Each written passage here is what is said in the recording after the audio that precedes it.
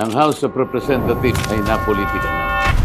Nagkaroon kami ng mahigpitan at mahabang pagtatalo sa kung paano namin itatrato yung tradisyon. Ang gusto ko lang namang ipaliwanag, kapag ang pinag-uusapan ay yung kaukulang budget ng dalawang pinakamataas na posisyon sa ating pamahalaan. Ito yung opisina ng ating Pangulo at opisina ng ating pangalawang Pangulo. Naging tradisyon na namin yung wala nang magtatanong. Naipagkamali ng mga ibang kasama ko na pwede namang isang tabi, sandali yung tradisyon kung ang pinag-uusapan kanila ay yung inihinging accountability. Ang sabi ko sa kanila, yung accountability, ang ibig sabihin niyan, lahat ng opisina at lahat ng mga opisyalis ng ating pamahalaan ay hindi makakaiiwas sa accountability sapagkat yun ang itiratadhana ng ating saligang batas. Hindi naman nangangahulugan pagka nirespeto natin yung ating tradisyon tungkol sa pagtatanong sa budget ng dalawang opisinang sinasabi ko, hindi naman ang ibig sabihin ay pinagtatakpan na natin. Ang katunayan nga, kaya nga mayroong